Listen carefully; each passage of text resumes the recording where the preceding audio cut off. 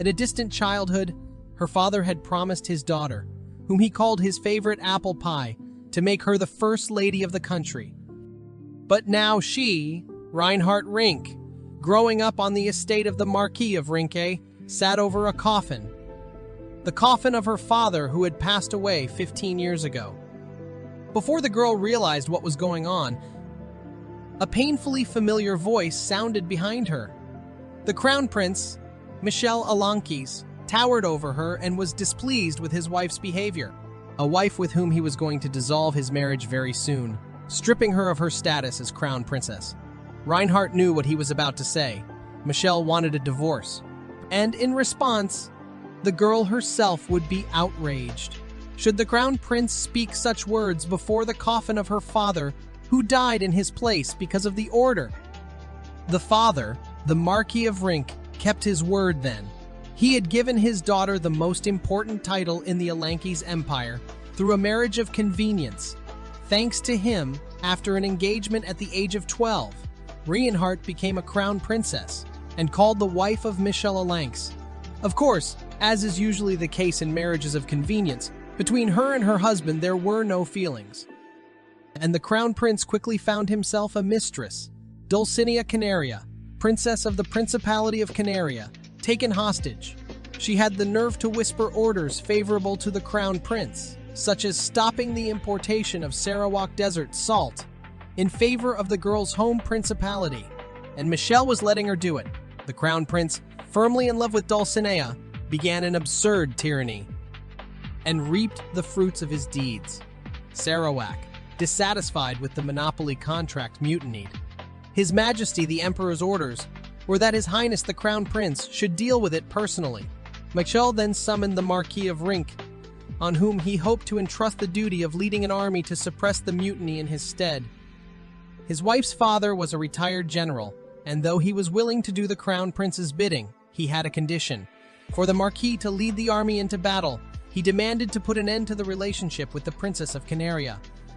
So, having gone to war for his daughter's welfare, the old general returned a cold body in a coffin. And now the Crown Prince, responsible for the death of his wife's father, was pondering how much compensation Reinhardt Rink deserved for her parents' valor. In the end, he reasoned that 1,000,000 Alankers in the lands of Helk would suffice. The lands of Helk were the most fertile territory in the empire, vast holdings with endless possibilities, and as the deposed Princess Reinhardt should be grateful for such rich and fertile lands. However, that was not what she desired. Much more, Reinhardt would settle for a life. The life of the Princess of Canaria, for the life of the Princess of Canaria, for the life of her father, who by and large had died because of this person's demand. Therefore, Reinhardt's anger would be dispelled if the Crown Prince would at least chop off her hand. The Crown Princess was not going to just accept this situation. Naturally, the Crown Prince started to refuse and called such an act cruel. Well, Reinhardt will be satisfied with Michael Alanki's head. She would be satisfied if she chopped it off and gave it to the dogs. Shocked by such a bold statement, the Crown Prince forcefully pushed his wife away from him, calling her crazy. The Crown Prince was going to get out of the estate, and in the near future he planned to send from the imperial palace of the official confirmation of the dissolution of the marriage. A sleeping wife he did not consider worthy of a choice in the matter.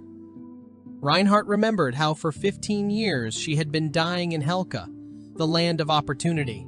The girl had begged countless times for a chance to go back in time, to give her just one chance to kill Michel Alankis.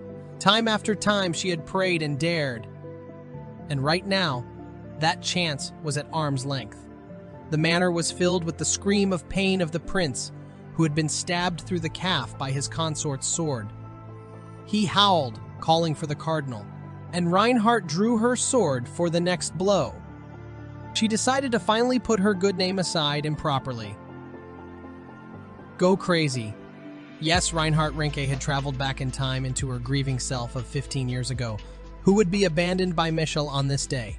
2 months later, Reinhardt Delphine Rinke was on trial for attempted murder of the Crown Prince. She was stripped of her title as Crown Princess, and the Rank family forfeited all their rights. Also, the lands, property, and servants of the Marquis of Rinky went into the possession of Michelle Alankes. The condemned girl herself was not upset.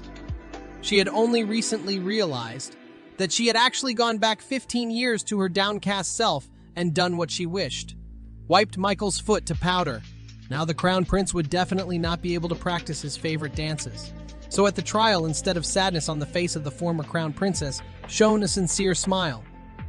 Seeing this, Michelle wanted to demand her father to punish her right now, but the emperor besieged his son. Because of the situation with Princess Canaria, the trust of the imperial family had already been shaken, and on top of that, the whole country was grieving after the death of Marquis Rank, and this oaf was about to announce a divorce. The crown prince should be thankful that he stayed in his place. Reinhardt Rinke was banished to Ruden of the Fielden family, the only land the girl had left. They wanted her to die of cold. Ruden belonged to Reinhardt's mother. It was a desolate and miserable place, very different from the Helk lands she'd gotten in her previous life. And it snowed there 6 months of the year. If that's not Reinhardt's wish to die in the streets, what is? The court, meanwhile, required the criminal to express her gratitude to His Majesty the Emperor until death, and to repent of her crime by being born again, and being born again, and being born again, and dying again, until the dragon soared over the Frame mountain range. In that moment, the girl resolved to survive to the very end in the lands to which she had been banished, and curse Alankes. Reinhardt had to travel to Ruden's lands on her own. She did so in the company of a mercenary hired by Johanna, who was the crown princess's maid. Rink had thought that he had somehow easily agreed to go with her despite the long journey, and her suspicions were justified. 2/3 of the way down the road, the man became stubborn, and the former crown princess made the decision to let him go on his own. However, the bastard demanded to give up everything she had, especially the sword on the girl's belt. It was the sword of the Rinky family, and it was unacceptable to give it to such a rabble, but the mercenary threatened swift retribution. Reinhardt gritted her teeth, but realized that survival was paramount. Did she have the right to waste her father's hard-earned life? So the girl threw all her money and sword on the snow and told the mercenary to get away. But the man grabbed her by the shoulder. All the savings and the expensive sword were not enough for him. He also wanted the body of the former crown princess, but Reinhardt spat in his face and ordered him to disappear. The man became enraged, slapped the girl and started pulling her hair, saying that she was nothing. He was going to take her by force, but before that he was going to torture her, causing physical injuries. But then the mercenary suddenly fell to his knees, grunting pitifully and covering his head with his hands. He was in pain, but why? What did it matter, though? This was Rinky's only chance to eliminate the threat, whatever it was. She brought her sword over the man and thrust it into his body. When the mercenary fell silent, the girl realized she had succeeded. She leaned back tiredly. Her gaze fell on the bloody fruit that had apparently hit the man in the back of the head, causing him to fall. A rustling sound came from the direction of the bushes. Someone was hiding there. Reinhardt held her sword out in front of her and demanded the man hiding there to come out. And when her order was followed, she was surprised. There was a boy standing by the bushes. Out of the bushes came a small, disheveled child, whom Reinhardt had mistaken for a demonic beast a few seconds ago. It bothered her to find a small boy in this wilderness. The worst reason came to mind: the barbarians living on the northern ridge. Her father had once told the girl that they lured people with small children and used them for food during the winter. Reinhardt decided to see if the child would attack her and held her sword out in front of her, threatening to slaughter him if he came any closer. The boy suddenly perked up and rushed towards her, despite the girl's warning shouts. Eventually, Reinhardt swung her sword and the child caught it with his hand by the blade. Blood flowed, but the child didn't even move. He pressed down on the blade, forcibly lowering it, and reached for the girl's hand. Reinhardt already thought that she was going to be eaten, but the boy began to lick the woman's fingers, or rather the wound between them. She had appeared when Rink had aimed her sword at the mercenary in a hurry and killed him. The girl hadn't even noticed, and the child had done it all to heal the wound. Then Reinhardt asked him if he had thrown the fruit that had smashed the man's head. The child shook his head. "Hey, hadn't meant to hurt the girl, and she was genuinely grateful for the help. But the boy didn't react in any way, prompting the thought that he didn't understand speech. So it was best to heal his wound on his arm first. Reinhardt pulled the now blood-stained bandages from under the corpse and cursed. The mercenary was a nuisance even after death. The boy suddenly responded to the curse with a jerky sound. When Reinhardt had killed the mercenary, she had swore too. Does this child really think swearing is a proper name? Rink reached out to ruffle her little savior's hair, but he recoiled and covered himself with his arms as if preparing for a blow. It looked like he had been abused while growing up, and now he was trembling and mumbling a weak no. Poor thing. Reinhardt calmed him down by telling him she wouldn't hit him, thanked him again, and stroked his head after all. Rink bandaged the boy's arm after all, and while he looked at the bandages, she looked at the map, trying to determine the direction Rudin was in. The blood-stained map wasn't very clear, but it was something. When the girl had already picked a direction, the child ran out in front of her with an emphatic no. Rinky suppressed the suspicion in herself that the little savior could still lead her to the barbarians. She decided to believe and listen. When asked which way to go, the boy mumbled no incessantly and then rushed forward with the same exclamation. Reinhardt followed him. In this way, they walked for about 2 hours and reached a place from which Rudin was perfectly visible. The way was much shorter than if they had followed the map. How did the boy know the way?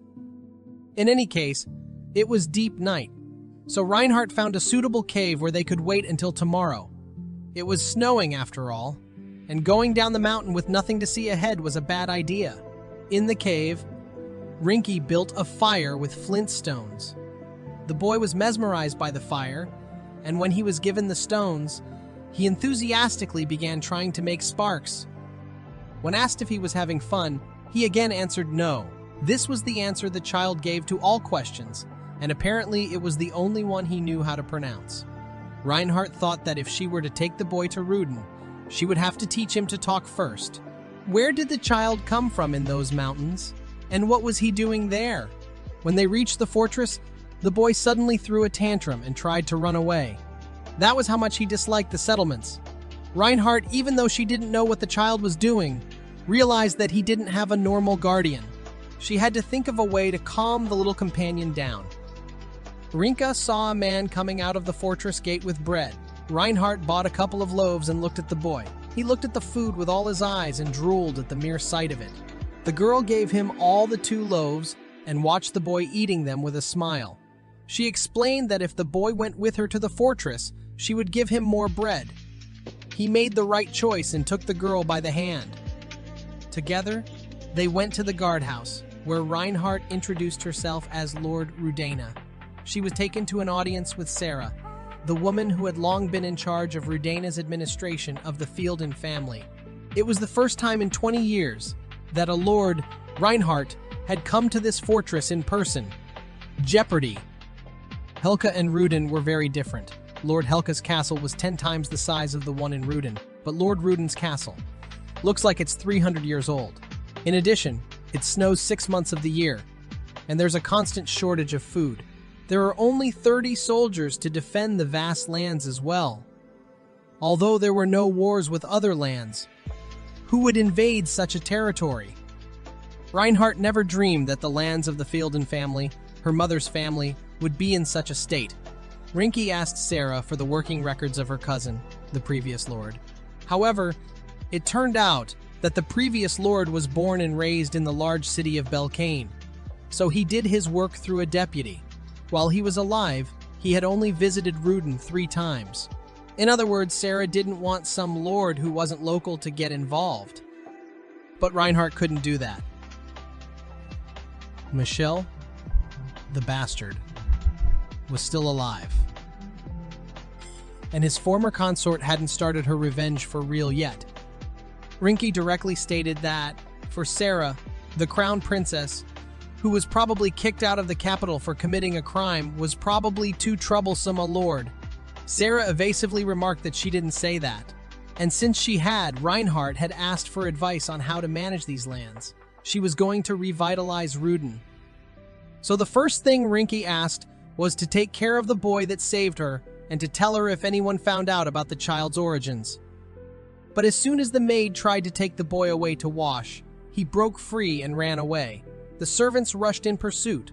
Reinhardt laughed, finding the sight amusing. But soon the smile faded from the new Lord Ruden's face. Sarah reported that the local butler recognized the child immediately. He came from the family of Holland, who had fallen because of the barbarian attack. Rinko was clearly shocked. Helona.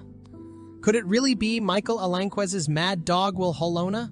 Wilhelona, a man who once appeared and became the hero of Alanki's war. It was known that he was blood related to the barbarians, but Reinhardt knew his true origins. He wasn't just some half-breed barbarian. He was the Emperor's bastard. 17 years ago, while the Emperor was traveling to inspect the northern lands, a lady of the Holland family, a small aristocratic family from the north, got pregnant. The Empress, who found out, had a hand in the child's disappearance. She ordered that the entire Holland clan be burned and that no one be left alive.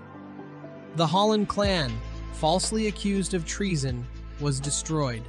Animals, children, even women in labor were no exception. Everyone thought Wilhelona was dead. But the year Michel Alanx turned 34, the year it had been 10 years since his divorce from Reinhardt, Michel brought him in. He fought like he'd die if he didn't kill someone. He won on every battlefield. He took over vast territories for his master and earned the nickname Mad Dog due to his incredible loyalty. All these accomplishments became the property of his master, Michel. And the insufferable crown prince, Michel Alanquez, was enthroned as the beloved emperor. Every time the subjects raged and shouted the crown prince's name, it was to Will Holland's credit. Wilhelona, that cursed man. Reinhardt had been sure then that she would succeed in the rebellion, exactly until she met Wilhelona, who had come to the Helklands, where war was being prepared. It was as if he had been expecting it, and despite Reinhardt possessing Helk's vast army and a river of wealth pouring down, she wasn't sure she could stand up to the man. Vilju Halone. Now, however, a smaller version of this man sat in front of her, apparently. Reinhardt had to wash and dry the child herself, because he would not let anyone but her do it. The servants were dismissed by the Lord as unnecessary.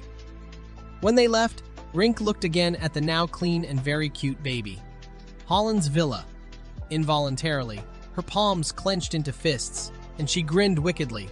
But immediately she changed her tone to a friendly one and offered the boy something to eat. He rushed toward the dining hall with a joyous cry of bread. As he ran away, Reinhardt covered her face with her palms. If that child is really Wilhelona, if Wilhelona is on her side this time, she might actually succeed in getting revenge. The thought made Rinxie's eyes brim with tears of happiness. Had her father really given his daughter a new life to give Will Holland in it? There was a knock at the door, and the girl hurriedly wiped away her tears. A boy looked out from behind the door. He brought her bread and put it in her hands.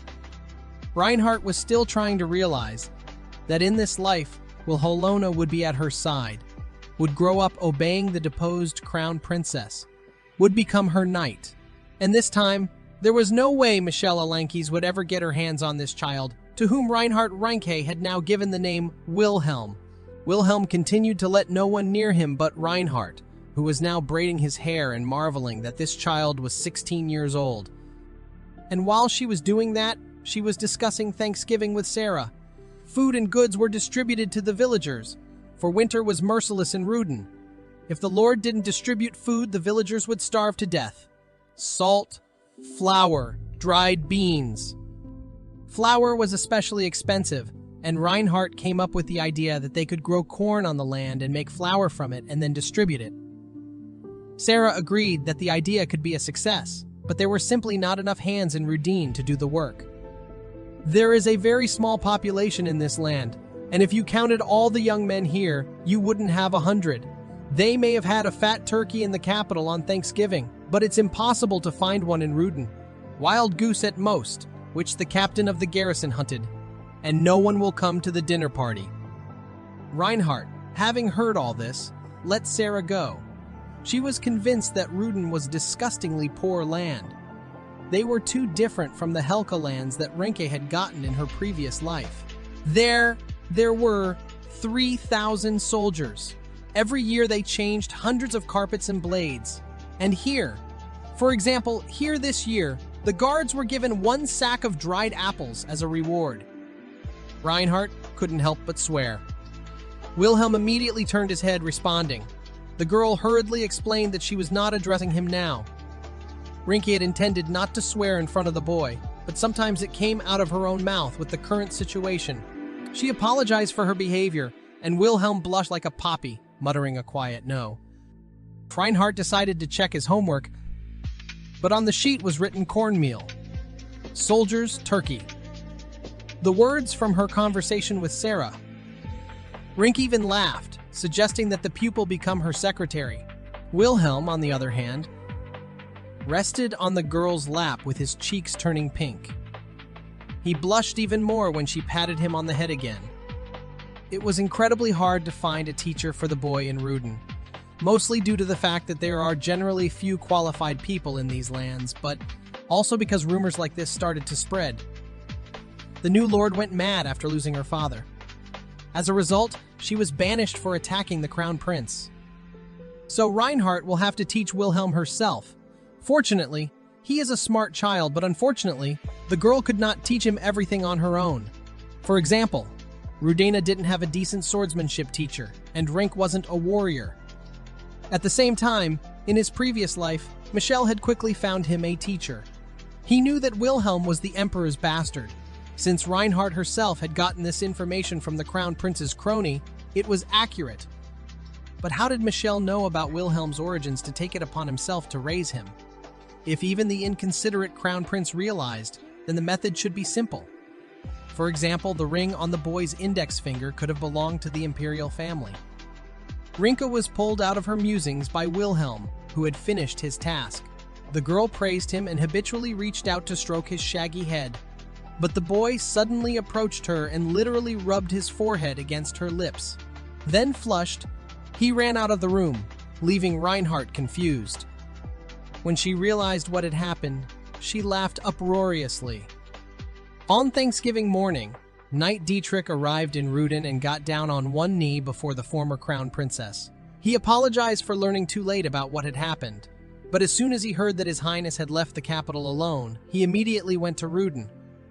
Reinhardt could not hold back her tears. She was grateful simply for Dietrich just coming here.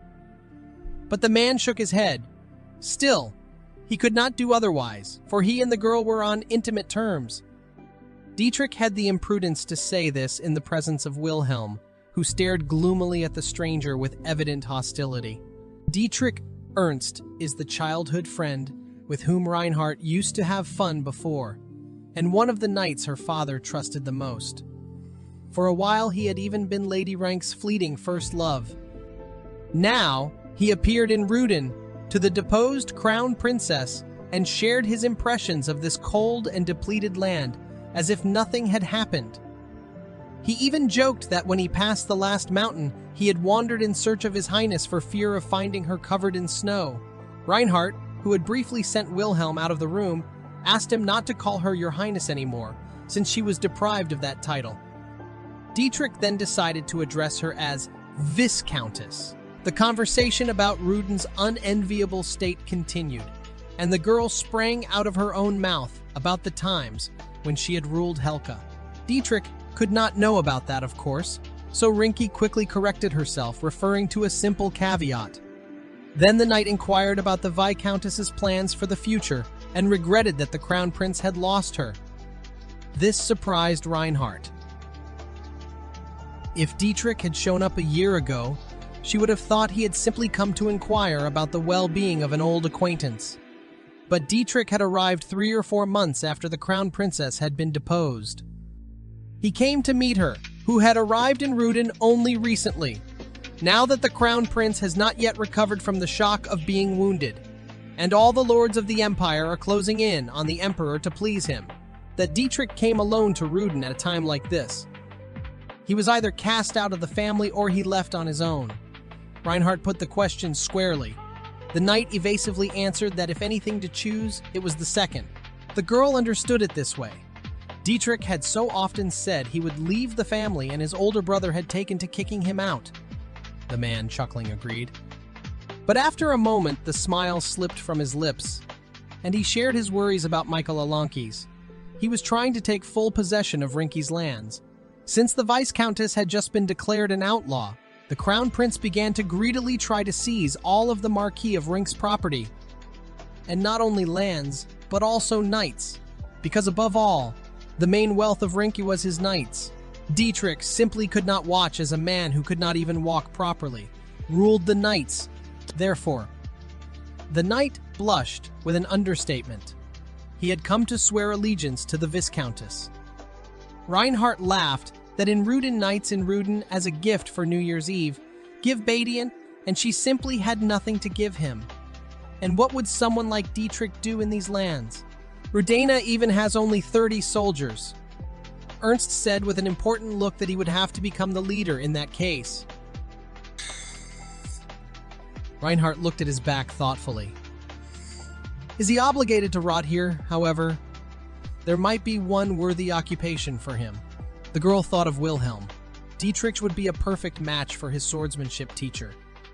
Rinky voiced this suggestion to Dietrich and took her to show him Wilhelm again.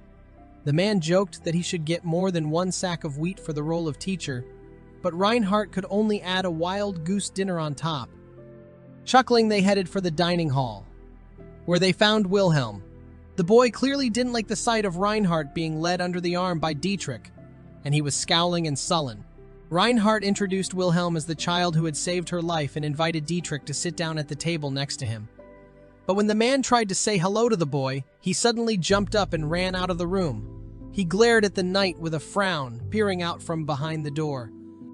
Reinhardt tried to persuade Wilhelm to return to the table, but he would not listen to her. Dietrich offered to bring the boy, but the girl decided to act in her own way. She began to eat very enthusiastically, saying that the food is very tasty. Rinky thought it was easier to interest a fractious child. Dietrich was not too sure about such a method, but still played along with the Viscountess. Seeing the knight pouring sauce over the food while helping Reinhardt, Wilhelm fled to his room, leaving the adults confused. Dietrich again offered to bring the boy back, but the girl refused. She thought that even if Wilhelm starved for a couple of days, it would clear his mind, and they should continue the meal now. After all, this could be their last dinner party of the year. It had been 3 days since Wilhelm had crammed himself into his room and never left it, not even for meals. Reinhardt didn't understand why the boy was acting this way, and it made her very angry. She even turned to Dietrich, asking what exactly could be threatened at such an age, so that the teenager would finally get the bad ideas of hunger strike out of his head. The knight inquired about the child's age, and when he found out that Wilhelm was 16, he swore hard, for which he was immediately reprimanded by his mistress. Dietrich was simply amazed. Wilhelm was 16, and it wasn't even he was frail and puny, as Reinhardt thought. Knights who look like a languid horse aren't 1 or 2 either. The man simply thought it absurd that a man who does more primitive things than a newly born foal was already 16 years old. When Dietrich himself had turned that age, he had gone to war, following the Marquis of Rank, and had served him. He was his escort, and this one. The Viscountess seemed to think that since Wilhelm was the size of a kitten, he was a small child to be cuddled and coddled. But that was not the case. Dietrich asked to leave it to him and, throwing aside the blanket, grabbed Wilhelm by the ankle. The man yanked his body upward with surprising ease and began to reprimand the teenager. Would this kid, behaving like this, be able to become a man to match the name Reinhardt had given him? The knight threw him off the bed and, ignoring the Viscountess's indignation, continued. He unexpectedly stated that, already at the age of 18, Reinhardt had proposed marriage to him. Embarrassed by such words, the girl tried to silence him, and while they fiddled, Wilhelm sat down on the bed. Dietrich had expected this. He realized from the boy's actions that he could work with his head, but even though Wilhelm looked like a child, Boys of 16 are crafty. The knight pressed the sore point, asking the teenager if he would continue to hide and just watch Reinhardt like this, even at 18. Wilhelm's gaze began to seem angry, and the firm no he had uttered now clearly made sense. When they were very young, Reinhardt climbed up a tree to pick apricots for jam. Suddenly she stumbled and flew down, but Dietrich caught her. Yes, there was a time. Now the knight was dragging Wilhelm away by the scruff of his neck. Behind them was Reinhardt, who did not understand. In her humble opinion, the outrageous actions of her friend. But Dietrich asked not to interfere, for, as he said, men have their own way of communicating with each other. The girl, however, continued to be indignant. Is it possible to grab a small child like that? The knight turned around and asked her ingratiatingly whether in that case he should go back to Ernst. Since you can't do that, Reinhardt couldn't find an answer. Wilhelm needed this training. She had no right to deprive him of it. So the girl apologized to the teenager and, kissing his forehead, promised that Dietrich would be a good teacher. Wilhelm only needs to obey the knight and become a terrific person. This clearly had a very strong effect on the boy, and he, blushing, became quiet. But Dietrich suddenly pulled him back and jokingly remarked that the kiss was not deserved, and it was better for the Viscountess to appreciate the teacher instead of the student. Reinhardt parried that the knight was already a terrific man, and such a compliment the man was satisfied. The Viscountess, staunchly bitching at Dietrich's frivolity, chastised him for treating Wilhelm well. The knight smiled and kissed her hand in agreement, much to the teenager's dismay. Wilhelm's frowning face made Dietrich laugh, and taking the boy under his arm, he headed away. Reinhardt escorted him with a perplexed look. Outside, Dietrich tossed Wilhelm onto the damp ground. The expression on the elder's face lost all friendliness. He didn't like children who couldn't think straight, and the Viscountess might have kissed a child like Wilhelm, but the man wouldn't. In the past, the sub-leader Reinhardt Dietrich had done nothing but chase bastards like this teenager off the land every day. Wilhelm's eyes showed that he understood the speech. The boy had saved the Viscountess's life without even knowing how to speak. In Dietrich's opinion, Wilhelm should consider it an honor that someone like him was able to save her life, and the knight would make him worthy of that honor because that is what the Viscountess desires. Dietrich tossed Wilhelm a wooden sword and ordered him to get up and move quickly. Quickly! The boy growled stubbornly and jumped to his feet, clutching the hilt in his hands. Dietrich continued to stare at him coldly. The knight had come to Ruden, hoping to persuade Reinhardt to leave these bloody cold lands in the Empire. But it seemed the day was far off when they would abandon the Empire. A few days later, a crowd of townsfolk marveled at how neatly Dietrich had cut the neck of a pig. People were clearly happy to socialize with him. Reinhardt could only marvel at Dietrich's ability to find common ground with those around him, and this despite the fact that people still avoided the Lord, who was here for 2 months. From the other end, the girl was timidly called out to Wilhelm by name, pronouncing the name in syllables. Rain. Hard. His hair at this point had already been sloppily trimmed by Dietrich. The sight caused Rinky to laugh heartily, and she beckoned the teenager closer to trim his hair. Dietrich was of the opinion that Wilhelm had to be beaten like a cornered mouse to make him human, for he could neither speak nor swing a sword, and this at the age of 16. Reinhardt, of course, thought that this was just an excuse for harsh treatment and was against it. But, surprisingly, the knight's methods were effective, and Wilhelm began to speak much more than when he was taught by the girl. And now Reinhardt was about to trim the boy's hair and asked him to sit still. It was the girl's first time cutting hair and, well, it showed. She cut it so short that Dietrich, who saw it, immediately burst out laughing and began to tease her pupil. The Viscountess gave the knight a stern look, and he calmed down, slapping Wilhelm's forehead. Dietrich was also distracted from the boy's torment by the food on the table, potatoes and corn porridge. It had been served more than once or twice, but at this time of year, even such food was a feast for Ruden. The knight reported William's need to eat more meat to get stronger. Reinhardt could not deny the reasonableness of those words. She concluded after a little thought that it was possible to serve the boy the meat that had been left for her. Dietrich was adamantly opposed to this arrangement. The cold outside the window was fierce, and the girl needed proper nourishment and rest. When Reinhardt said that she was not cold, he advised her to take off her cloak and not to sulk at her old friend's words.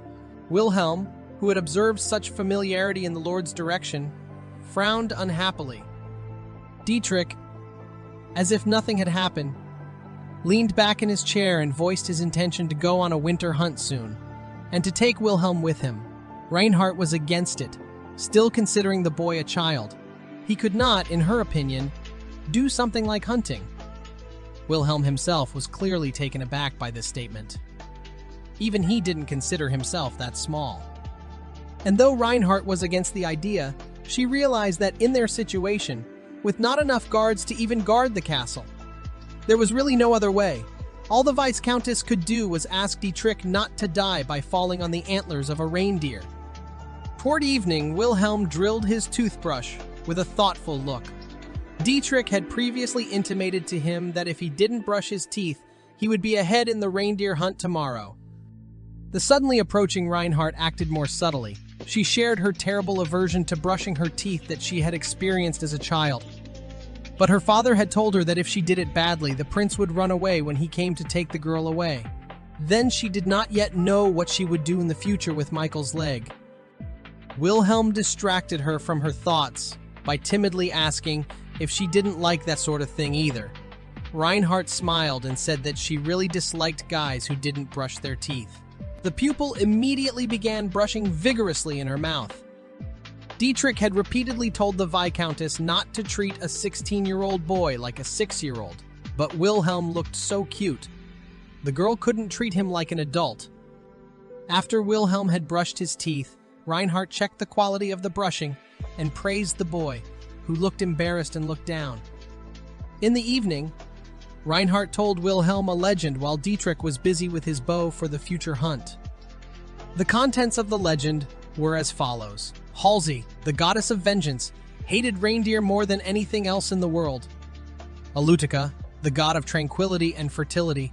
The god of tranquility and fertility thwarted her deeds with the help of the reindeer that drove Halsey's chariot.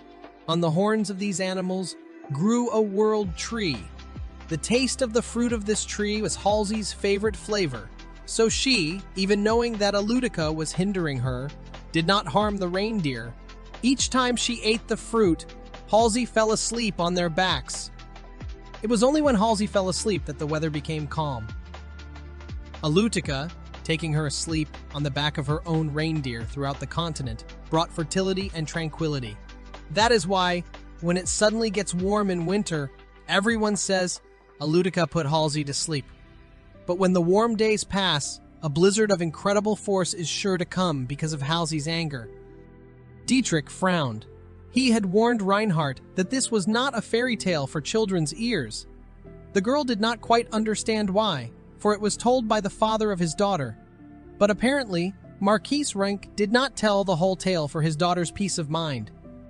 Dietrich enlightened the Viscountess by telling the missing pieces of the story. After the bitter cold, spring always comes. And the reason for the appearance is that the goddess of spring, Anilak, was born from the belly of Halsey. Hence, what did Alutica and Halsey, who slept 21 nights, do to bear a child?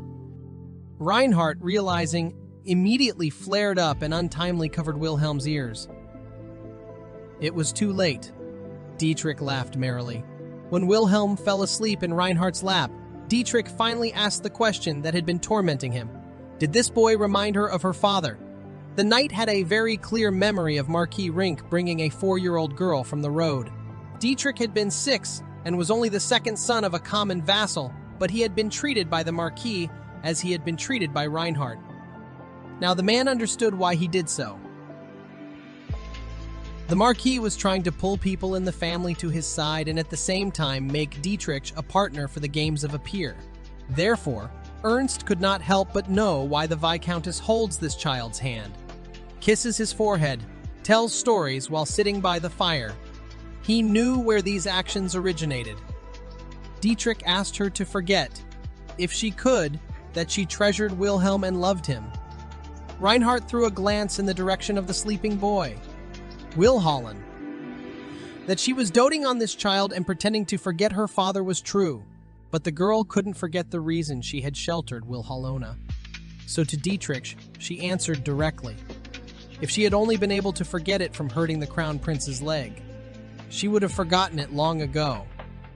Dietrich understood her and hummed. He praised Reinhardt for her shrewdness. Or was it luck for Wilhelm? The black venomous snake in the Viscountess's arms had broken at least 5 wooden swords in the past week. Reinhardt was taken aback, then laughed. The night woke the child, intending to send him to his private room to sleep. The teenager called the man Dietrich, and he complained again about his mispronunciation. Reinhardt, realizing that Wilhelm had difficulty pronouncing their names, set a condition. If Wilhelm went hunting successfully, she would allow him to call her Rain. The next day, Dietrich and Wilhelm and 5 soldiers went hunting. Within a week, they had caught a huge reindeer. The reindeer's head was said to have been cut off by Wilhelm. In the winter of that year, heavy snowstorms raged a couple times, in addition to 10 residents losing their way and freezing to death. Everything was calm in Ruden. 2 months later, Reinhardt was thinking about the situation in the Northeast. She knew that in 3 years there would be a big fire there. Because the Northeast is cold and dry, there is always the danger of a mountain fire, but the scale of the Raylan mountain fire was different. It took over a year to put it out. The Northeast was almost completely destroyed. This was also the reason why Michael's father, the current emperor, had lost the trust of the people. The explanation for why the fire spread so far is 1. Buried in the swampy soil of Raylan is a dirty coal called peat. Over the years, fallen leaves, mud, various boggy complications, mixed, hardened, and became an ignitable projectile. Be that as it may, no one had expected to find so much peat in Raylan soil, but the current Reinhardt knew. For starters, she needed to prevent a forest fire from starting. She could secure a solid capital if she sold the selected peat, but there was a small problem. Raylan's soil doesn't belong to the Reinhardt lands and she needed to get the right to mine it. But how? The girl was pulled out of her thoughts by Wilhelm, who called her by the acronym RAIN. Dietrich told Wilhelm to meet Reinhardt while he had business at the stables. The boy looked away, but the Viscountess admonished him to look the other person in the eye when speaking. William was still uncomfortable with the dialogue. They had spent an entire season on these lands, but in other areas that time could be counted as 2. Reinhardt also instructed Wilhelm to address Dietrich with courtesy and deference, which caused the lad to look surprised and displeased. He clearly didn't want to follow it, even if the knight was already his mentor. Reinhardt hadn't talked to Dietrich face-to-face in a long time. He had spent the entire winter with the boy, and had not left the Platz at all, as he had to pay for all the deer carcasses he had eaten. Sometimes, on particularly frosty winter days, the girl called Wilhelm to her room, the warmest room in the castle. This angered Dietrich. A woman who had once been the crown prince's consort was dragging a boy to her room. Rumors of this could spread around, and no one would care that she was the deposed crown princess. And the man was right about that. Dietrich is very strict with Wilhelm. Reinhardt even thought that the knight takes the boy for a younger brother. Dietrich has no one but an older brother after all. The girl also noticed how Wilhelm had grown older. The scars on his neck and chin were gone. Reinhardt had no idea how much work Dietrich had done. Wilhelm's broad shoulders were pleasing to the eye, but it was his face that pleased them most. In the Viscountess's past life, on the day she had met Wilhelmina for the first and only time, the girl had seen that scar on his eyebrow in the same place. Could this boy not be Wilhelmina? Reinhardt withdrew her hand, afraid she was too close and had let herself get too close. But Wilhelm shook his head. He repeated the words Reinhardt herself had once told her to Dietrich. What's the big deal about being close to each other? The Viscountess, realizing this, took the boy's hand with a chuckle, making him wince even more. Suddenly, Wilhelm yanked her toward him and hugged her tightly. Now it was Reinhardt's turn to be embarrassed. because as a pity today she was wearing a dress that was too thin and she could feel absolutely everything. Wilhelm's body was burning and radiating heat. The boy was worried when he noticed the Viscountess's hesitation, but she waved him away and said that there was no one closer to her than Wilhelm. After that, they came together to Dietrich's stables. Then the man told Reinhardt the news of an order. It was a conscription from the capital. Reinhardt assumed that the order had come to a backwater like Ruden because he hated her. But Dietrich was also to some extent the reason. The total number of conscripts was 30, making up the entirety of Ruden's guard without a trace. And there should be only one officially recognized knight. The Alankesian Empire gave conscription orders to the lords of each province every winter. This was because starving tribes of barbarians would descend on the empire. In this case, the lords had a choice. Either send their soldiers or send money. Most choose to pay. It's more convenient and costs less. However, Ruden has no money at all. Originally, only 10 men were drafted from this depleted region. So this time, 3 times as many as usual are needed. Another knight is also needed. But in the spring, when the predators have cubs, they would come out to the houses and even attack people, so it was also necessary to ensure maximum safety. But if Ruden followed the decree without question, there would be no labor force left at all. Also, rumors of Dietrich's stay had spread throughout the area. When he left, a huge number of people came to his house. Dietrich was considered one of the most prominent knights of the empire, who had been with Marquis Renke on the battlefield more than once. So the rumors of him heading to Ruden was Michael's doing. He clearly wanted him dead on the way. They couldn't ask the neighboring domains for help either, for they caused the lords of the neighboring territories to fall under the hot hand as well. It was known because Dietrich had already asked Nathantine Manor to send half an army and 2 knights, but they only had 2 knights. Of them, one was the lord's second son, and the other died due to illness. So all Ruden had to do was clench his teeth. Reinhardt cursed loudly as she cursed Michael for wanting to cut off the heir to their manor. Only a knight from Ruden could be sent into battle in place of the son of Nathandine's owner. But of the official knights, there was only Ernst himself. However, he would not go in his place. Dietrich cast a thoughtful glance at the practicing Wilhelm. Reinhardt immediately protested, barely catching a glimpse of the man's intention. But the arguments were against her. A guy like Wilhelm could handle it. He had broken the blade of the chief of guards last week and was growing very fast, as he had already changed 3 sets of clothes. If all of Ruden's guards are called in, the villagers will revolt. Wilhelm was destined to become a knight, and Dietrich asked to be sent as a knight from Nathanden. The man was well aware of how much Reinhardt treasured this child, but to complete her revenge properly, she must hold something stronger than a knife in her hand. Dietrich's advice was not to dwell on one child and let nothing spoil her plans. Watching the darkened expression on Reinhardt's face, Dietrich thought bitterly that she still had the same inability to be cold-blooded. The knight was then skeptical of the rumors that the girl had stabbed the crown prince in the leg and ended up in the dungeon, since the named Reinhardt, who was given a name that was only given to the official heir of Renke, could not have committed such an act. Marquis Renke had secured his daughter a place as the noblest woman in this world and made sure she was protected by the entire empire. But because that protection was too strong, Reinhardt could not learn to be strong on her own. She hadn't changed at all. In any case, they had no other way to keep Ruden's guard. Reinhardt, on the other hand, was now looking very pensive and even sinister. If Wilhelm replaces one knight, then conscripting only 15 men is a lie. One must pay a lot to rent even one knight. Besides, if it is about saving the life of the Lord's second son, they would not give a few warriors but a piece of land in return. For example, the swampy land of Raylan. There are tons of peat deposits buried in that land. At least their price would at least be comparable.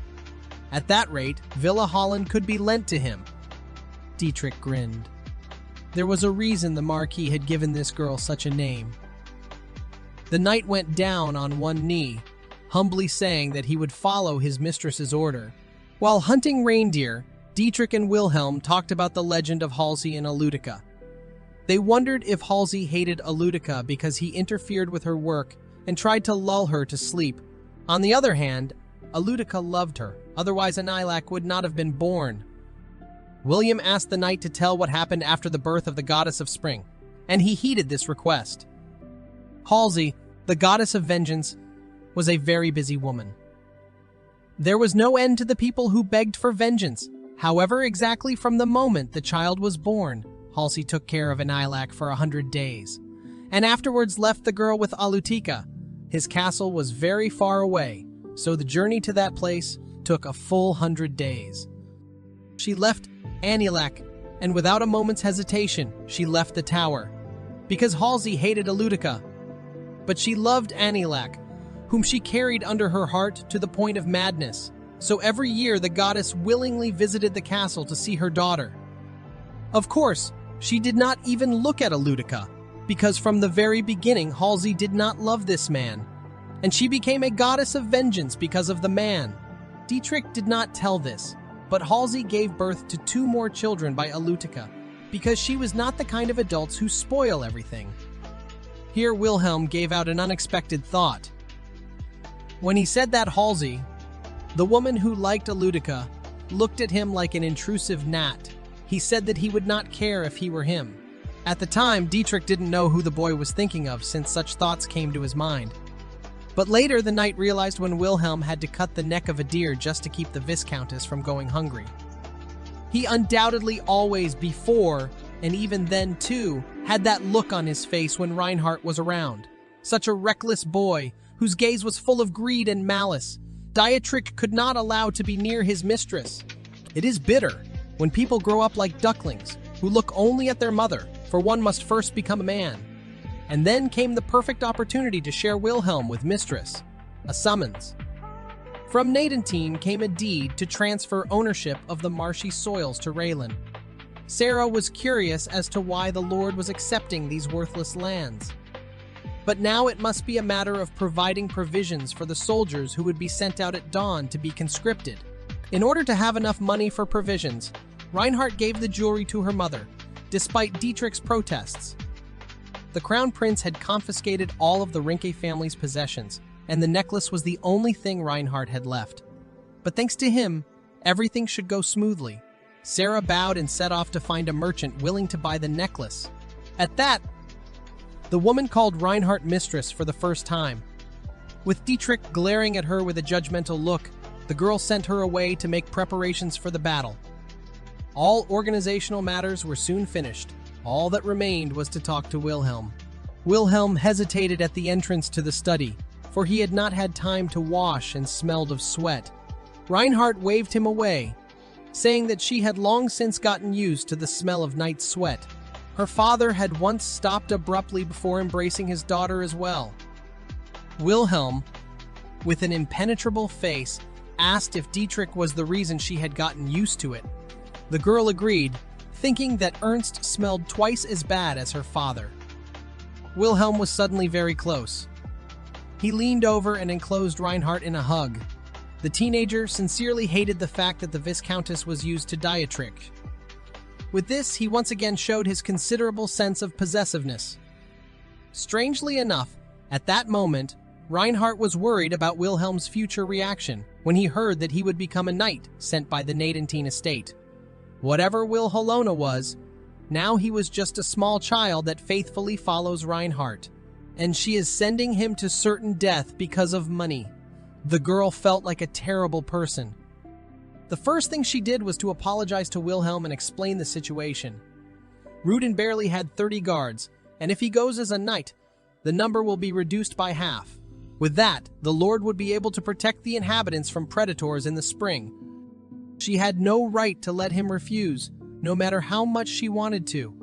Reinhardt is the mistress of these lands. She must protect the lives of its inhabitants. And so in return, the girl promised to pray every night for Wilhelm's well-being. At night, when the moonlight descends on the land, day after day, before going to bed, she will pray for him. Therefore, Reinhardt Rink held out her ancestral sword to Wilhelm and asked him to follow her to war for her sake. This sword his father didn't even have time to bear when he fell from his horse and died afterward. And since it was a very expensive item, Reinhardt hoped that Wilhelm would come back with it. Madame Rink was going to cripple the Crown Prince, not only his leg but his life as well. Crown Prince Michael Alankes must say goodbye to his miserable life with this blade. Therefore, Wilhelm is obliged to return with it. Seeing the seriousness and weight of Reinhardt's spoken words, Wilhelm promised to return. And lastly, he asked her for a handkerchief, as in the old books where ladies give them to knights going off to war. Without thinking, Reinhardt tore a piece of cloth from her robes and wrapped it around the hilt of her sword. She didn't have a handkerchief, but only a few weekend dresses, so even that little was expensive. Wilhelm was glad of that too. He smiled, blushing once again. 2 days later, Wilhelm and Dietrich, along with 15 sentries, set off north. At that point, it had been about 9 months since Reinhardt had stabbed Michel Alanx in the leg. Good news had come to Ruden Manor that this year's conscripted soldiers were returning. Given when the message had been written, they would arrive in 2 weeks at the most. In honor of that, Reinhardt even allowed Sarah to take the apple cider she had bought. She dismissed the steward's economy. For now, they didn't have to watch their expenses so carefully. Time passed like an arrow. It was the 3rd summer since Dietrich and Wilhelm had left the estate. Baron Nadentine had gladly given the marshlands to Raylan, and exactly 2 months later he regretted it. When he saw the peat dug out of the land spreading like hotcakes, he immediately sent a representative. Of course, Reinhardt had prepared a clear answer for this occasion. Ruins of the Cold Lands was the title of the book written by the first empress of the state, Amaryllis de Fapina Alanques. Although Reinhardt didn't know why she was in Rudena, but the book clearly stated the existence of peat in the marshlands. That last part was pretty weird. What can I say? In any case, thanks to the proceeds from the sale of peat, Ruden has definitely changed, and even the famously harsh winters had gotten a little warmer, so no one had died of cold in the last 2 years. As the rumors spread, many people from other territories had moved here and the number of vacant positions among the guards had decreased considerably. On top of that, Reinhardt made a gift to the manager Sarah as soon as the opportunity arose. By then, the attitude of the people of the manor towards their new lord had changed. They became more welcoming and friendly. Everything was going smoothly. There was one thing, though. The war was still not over. Battles with barbarians usually started in spring and ended in the middle of summer, all because they had to harvest their lands in the summer. This time, however, the war dragged on for 2 years, and the reason for that was William.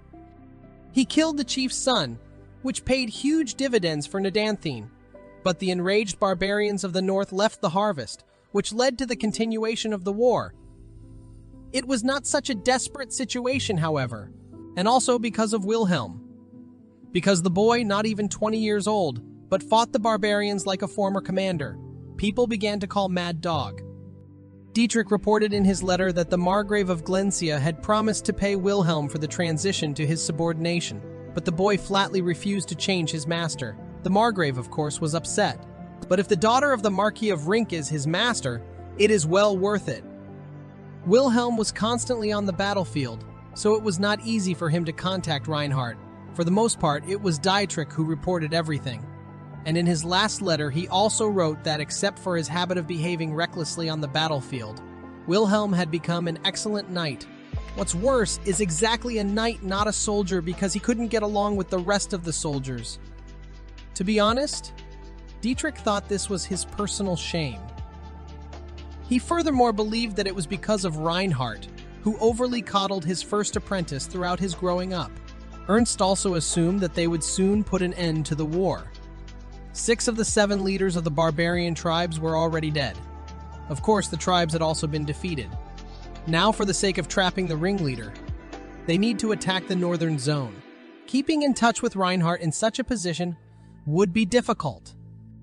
Dietrich also received a letter from his older brother. His wife had given birth to a child, and the knight asked for a vacation after the fighting was over to finally get a look at his niece's face.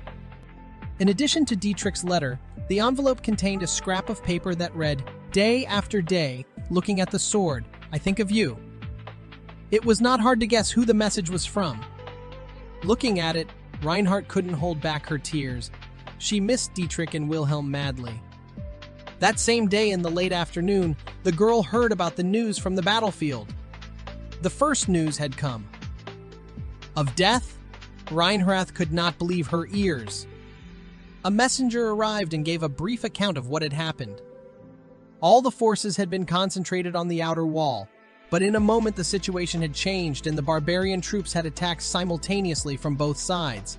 Reinforcements could not reach the outpost, which was guarded by Knight Dietrich.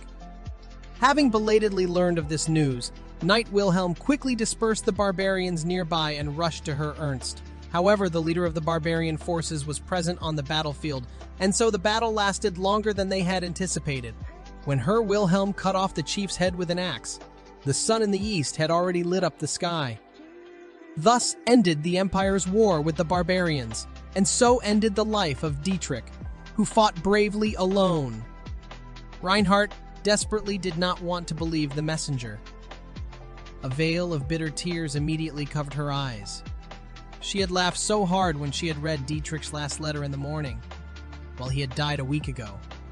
She remembered with pain the lines where the knight had lambasted Reinhardt for spoiling Wilhelm, and the lines where he had asked for a leave of absence to go and see his newborn niece.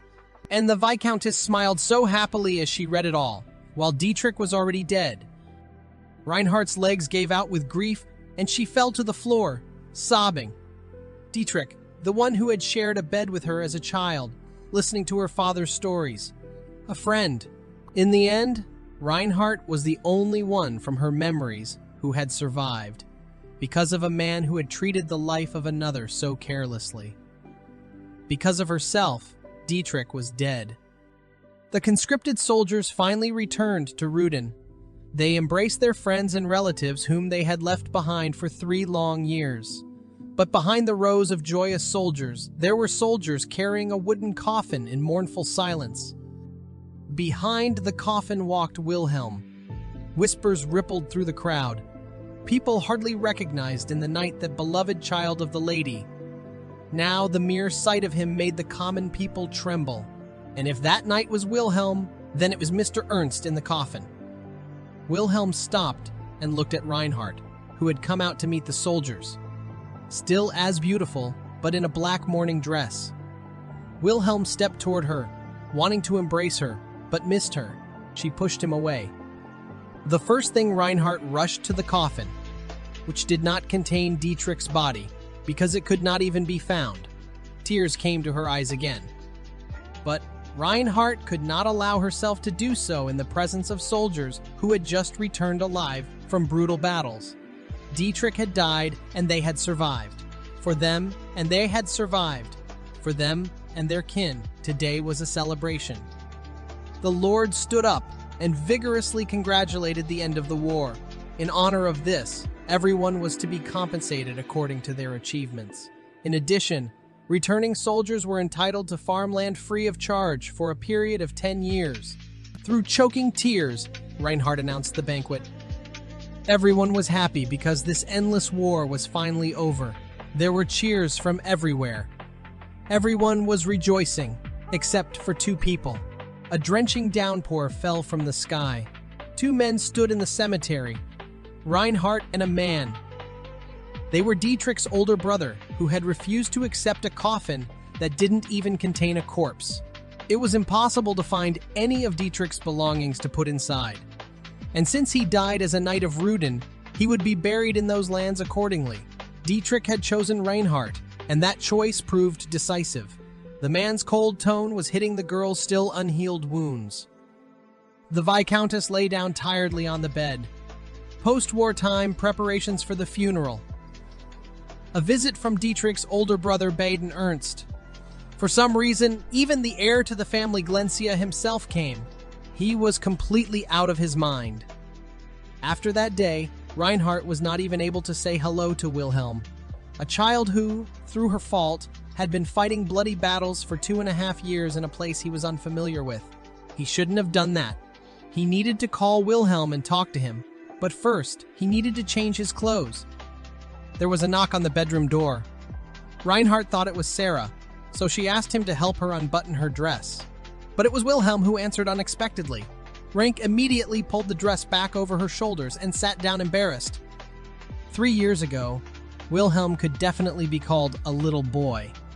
However, the man standing in front of Reinhardt now, though the girl doubted he could be called just a man, facing a predator in the thick of the forest.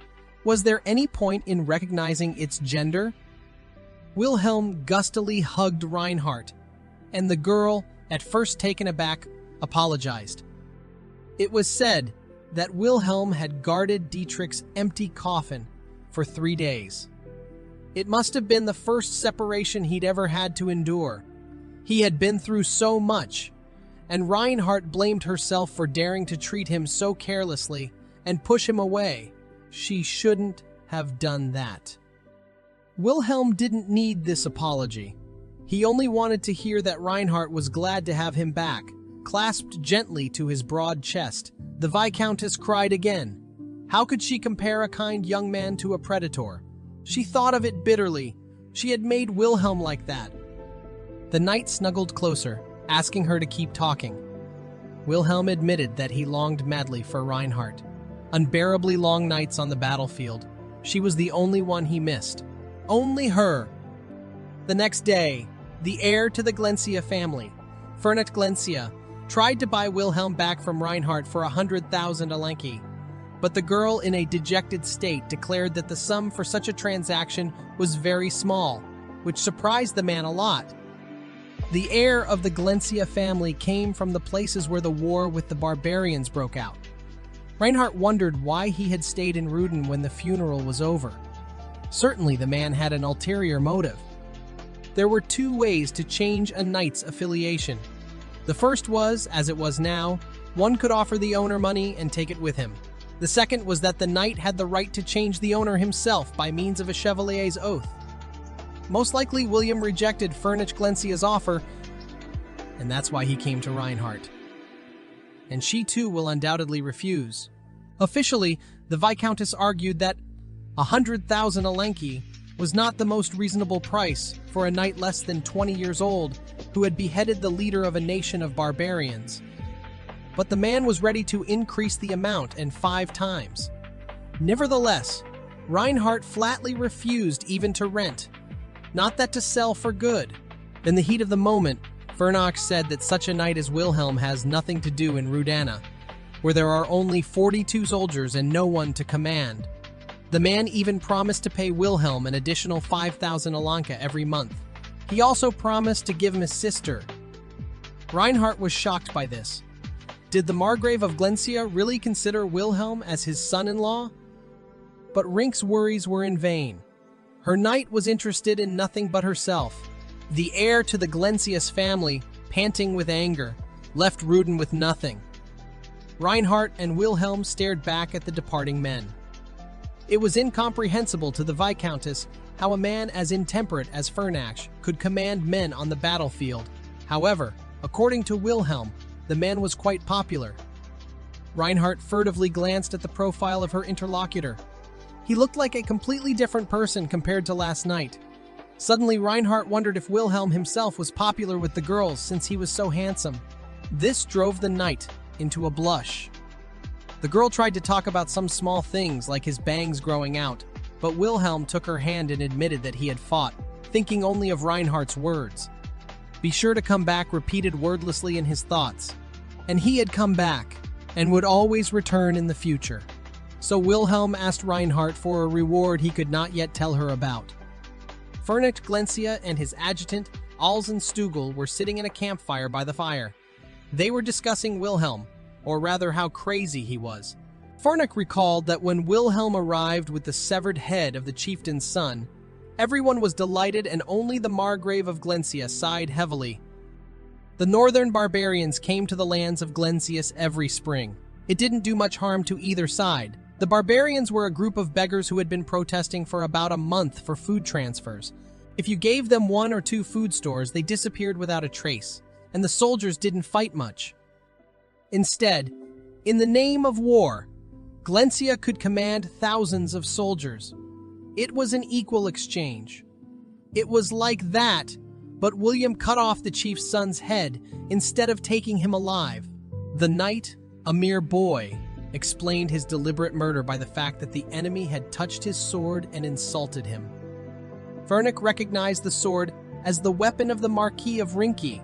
The man had heard that the deposed queen had been banished from the capital and had come to the castle of Rudin, and that the boy, the knight, borrowed from Rudin. Fernach did not think that there was such a madman in his master's service. In short, the heir to the Glencia family had no idea what to do next. Bring a portrait of his younger sister. Also useless.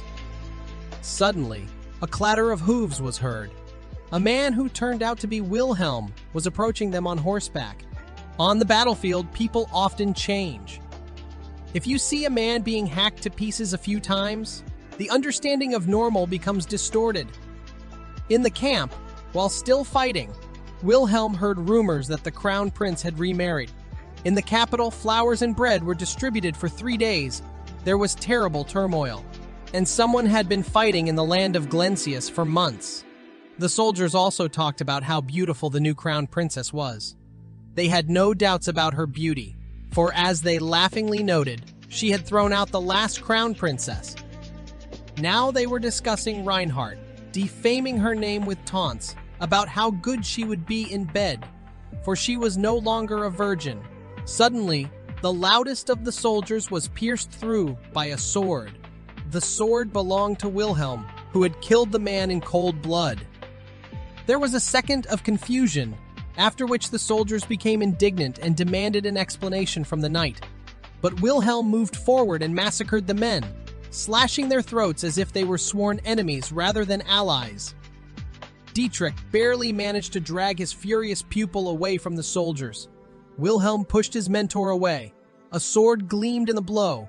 Wilhelm, standing amidst a mountain of corpses, declared that the knight had been sentenced to death for insulting the imperial family.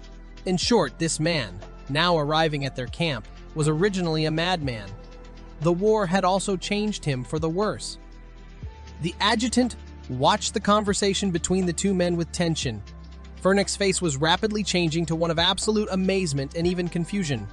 When Wilhelm finished speaking, the man gustily turned around and told the adjutant that they should return to Galicia as soon as possible. Jumping into their saddles, they galloped away. Wilhelm escorted them with an unreadable look.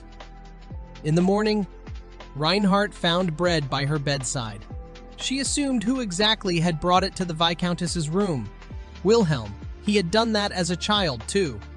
The girl thought about the fact that instead of fighting, the knight should be taught etiquette in dealing with girls.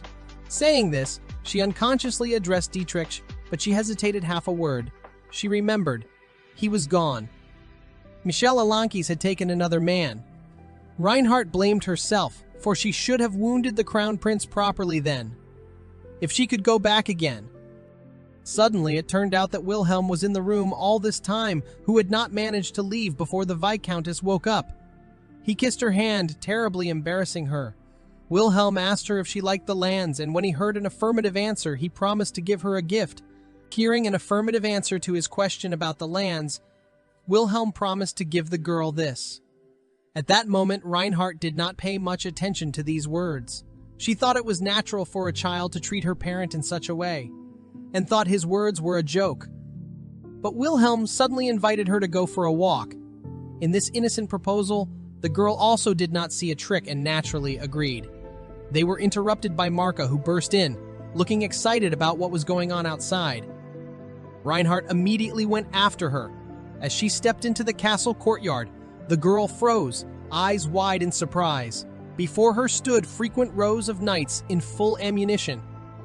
Reinhardt, who had not recovered from her first impressions, was stunned even more by Wilhelm, who said that he had returned the land because his lord liked the land. That evening, when William caught up with Furnish Glencius and his adjutant, he offered them a deal. He wanted to be given Glencia's army.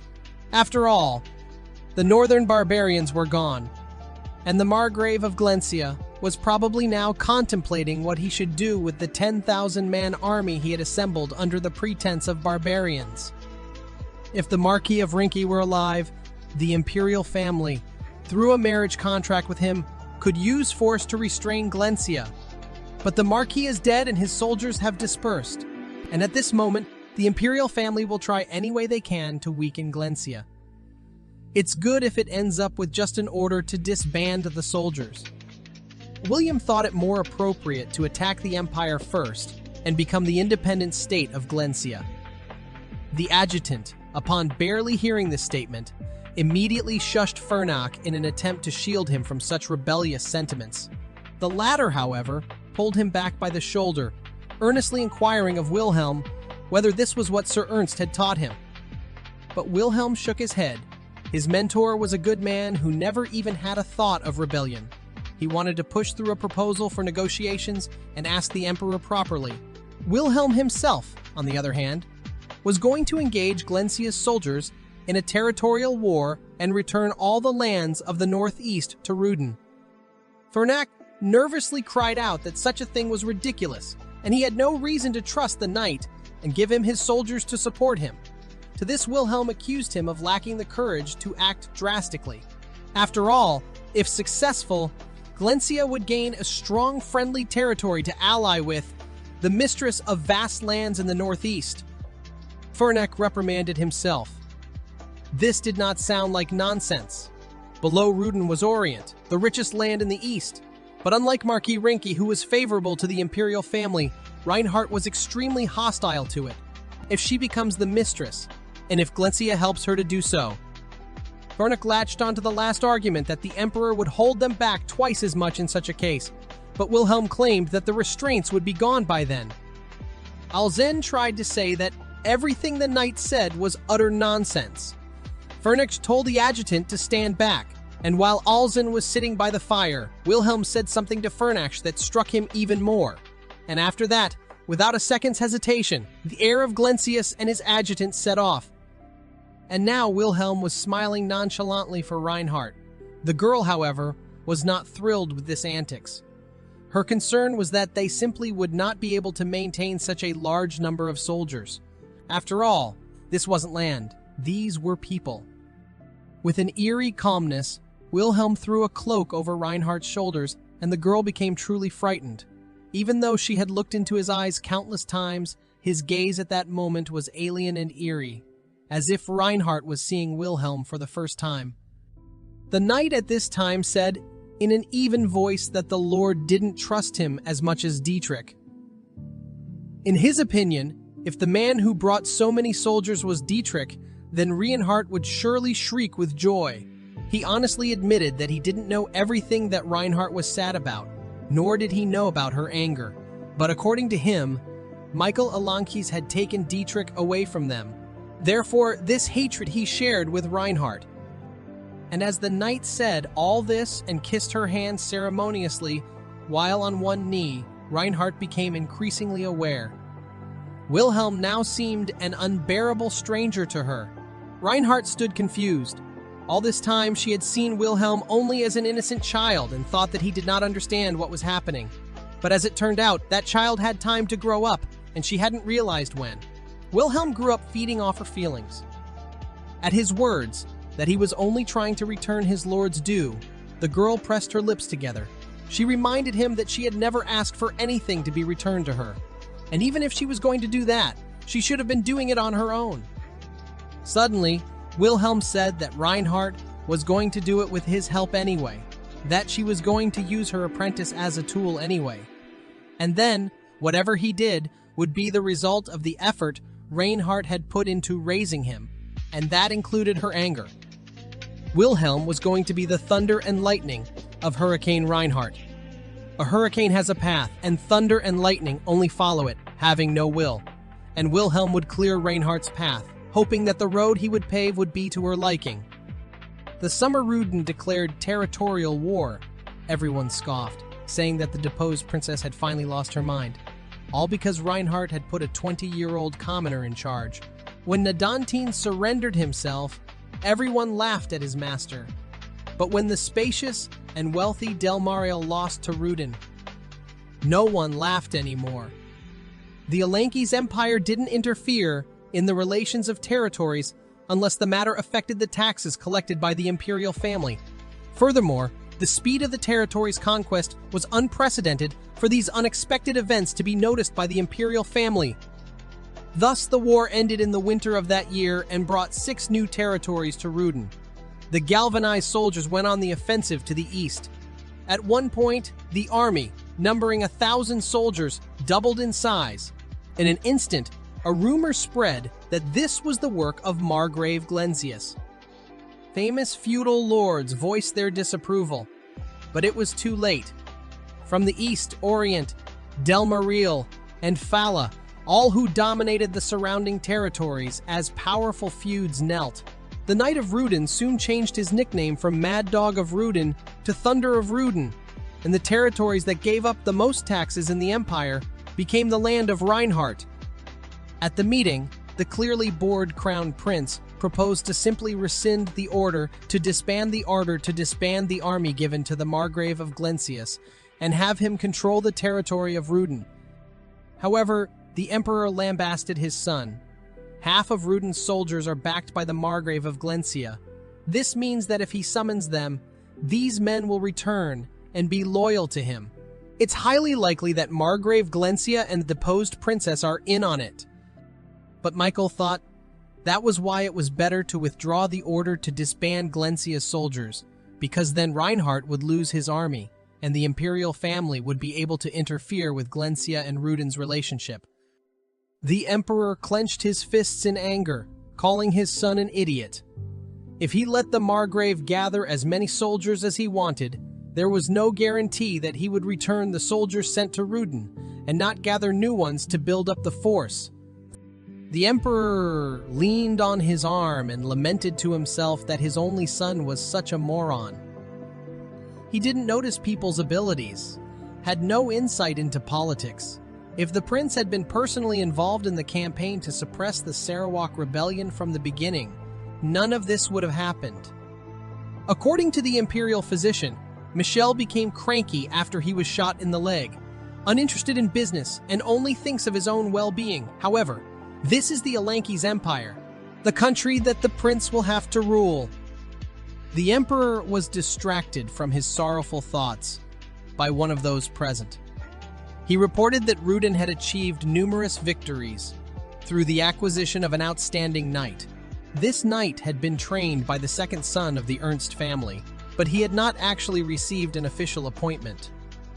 This man was not originally a knight and entered the war using a false identity.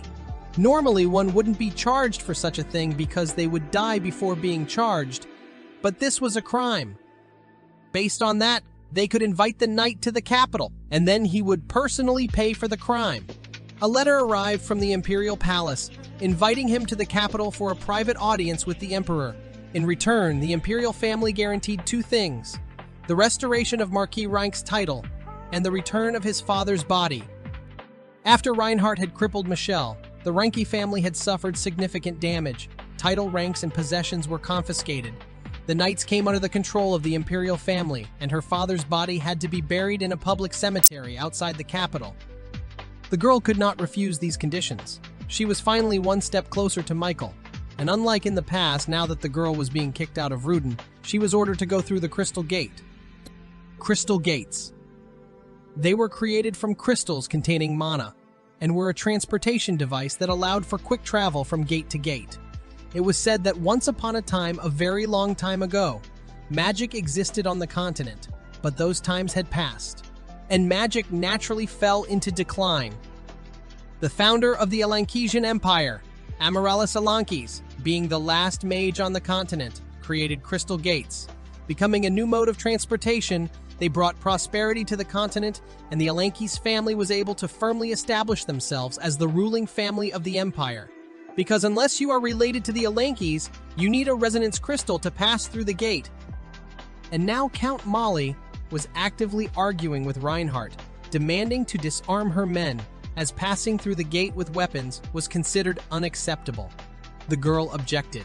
She had already passed through the Crystal Gates as Crown Princess, and passing through them, they would not only go straight to the Imperial Palace, but also meet the 20 knights who guarded the place. And of course, passing through the gate was an order from the majestic emperor, so they would follow it. However, if the order is so complicated, Reinhardt would rather get to the capital on horseback. After all, it was the imperial family that needed urgency, not her. The Count would not back down, now pressing the point that Wilhelm could not in any case appear in the capital without permission with a sword exceeding 1 Rylus. His argument was that there were no exceptions to this rule, not even for the crown prince. But Reinhardt stiffly cut off that this sword was left to her by her late father, and even knowing the significance of returning to the capital, she could not take the sword away from her knight. In the end, the Count, gritting his teeth, retreated after all. As the man disappeared into another hall, Wilhelm thanked Reinhardt for protecting his weapon. The girl answered nothing, only asking Sarah to take care of the domain in his absence. There wasn't a man who didn't like the fact that the number of controlled territories had increased, but in about 6 months, Ruden had grown to such a size that it became difficult for the average person to handle. Wilhelm fought over the territories without realizing the scale, and Reinhardt and Sarah had to deal with what was left after the victories. The system of government was still unstable, and the Lord of the Lands had to leave, so Reinhardt tried to promise to return as soon as possible, but Sarah asked her to finish all her business and return to her post quietly. When Sarah had said on their first meeting that she was glad to see Reinhardt, she wasn't lying. Had there been anyone in the world back then who would have been at ease with the former crown princess, but Sarah had never hated her mistress. So far, the girl had given Ruden a great deal. Now it was Ruden's turn to support her lord. No matter how long it took, Sarah asked to ride in peace. In return, Reinhardt should do her thing and return with honors. Reinhardt smiled warmly, genuinely grateful for those words. From the moment she was kicked out of the capital, she had never imagined that she would live such a life. The thought crept into her mind. Maybe her father had given her this chance so that his daughter would not give up. In that case, Reinhardt should not run away anymore. She turned to Wilhelm with the intention of telling him something before departing. That day, after the conversation at the fortress, Wilhelm had ceased to be familiar to Reinhardt. Once pressed against his shoulder, she had felt calm, but he was no longer the earnest child protected by her. The child whom the girl thought she understood nothing had pierced her heart. He had followed Reinhardt with his blind faith, but she didn't think she could repay him for it. It was shameful and hard. Winning one victory after another that everyone had heard of. Alenki's the war hero who knew no defeat. It was too hard for Reinhardt to do the job of the head of the lands he had dedicated to her, though the girl had not thought of such a thing. Yet, in a place unknown to her, her revenge was going like butter, and she had to give Wilhelm an appropriate reward. But for such accomplishments, Reinhardt had no idea how to even repay for them. And now, before passing through the gate, there was something she wanted to tell him.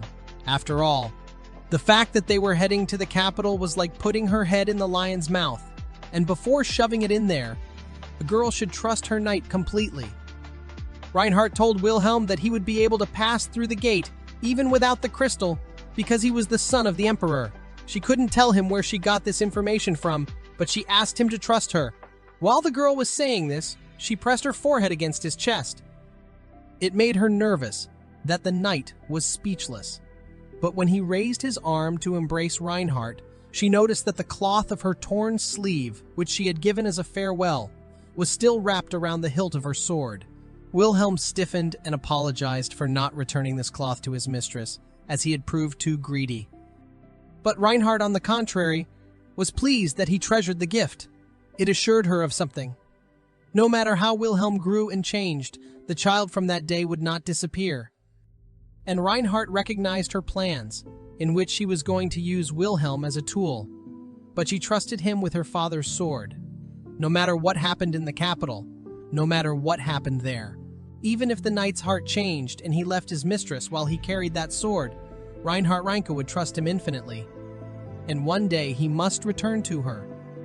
She was afraid of Wilhelm, but it was because of this fear that the girl would not repeat her past life. In this life, Wilhelm belonged to her. She ruffled his hair. and an embarrassed Wilhelm decided to share something with her as well.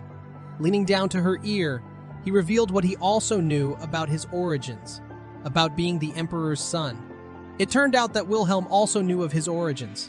Upon hearing this confession, Reinhardt's eyes widened in surprise, and she abruptly pulled away from the knight. The girl asked him since when did he know about it. Wilhelm tried to calm the overly agitated mistress by pulling her against him. He couldn't answer her question right now. It was very bad timing that the arriving Sir Alzen entered the hall, catching Reinhardt in the arms of her own knight. The girl hurriedly moved away from Wilhelm, who quietly told her that they would continue their unfinished conversation later. With that, he made Lord Ruden even more desperate, and he strode forward, ordering him to get his horse ready.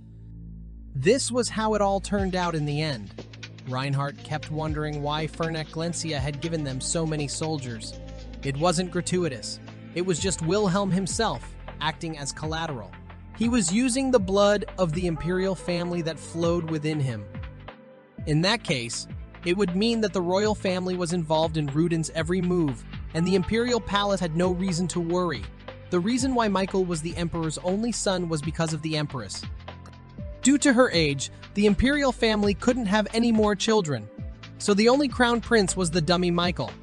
With the existence of another candidate for crown prince, the emperor would have nothing left but to welcome him with joy. Finally, they reached the Crystal Gate. The count entered first. Reinhardt froze in indecision. Wilhelm suddenly leaned toward her and reminded her that he still had not received the promised reward, for the knight had returned as she had asked. And from now on, Wilhelm promised to return alive every time. That was why he had demanded the reward. When asked by Reinhardt what exactly he should be given, Wilhelm asked to give himself. The moment the girl heard this, her head went blank, and Wilhelm continued to speak. What he had always wanted was always, in every moment, was Reinhardt. And when they came close to the Crystal Gate, Wilhelm confessed his love to the girl. In the bedroom in front of the crown prince sat his wife Dulcinea. Dulcinea came from a small country, the Duchy of Canaria. When the Alenkes Empire took the girl as a hostage, she was only 12. And the last gift her homeland gave this child was a tasteless and odorless poison, which she had to chew if she became unbearable. Hostage to the empire, locked in a dilapidated palace, ignored in it even by the servants. That's how she spent 10 years. Falling in love with someone was simply impossible for her. Every time the crown prince's leg hurt, his wife, the Princess of Canaria, washed his leg. Today the prince was in a particularly foul mood because Reinhardt Rink was to appear at the palace. Michel hated her. He had hoped that on the way to Ruden this woman would be torn by bandits, or she would freeze to death. But she had survived, despite rumors that she had been stabbed in the stomach by some unknown vagrant. And now Reinhardt was also the head of the Great Lands. The prince didn't understand how she had the conscience to come to the capital.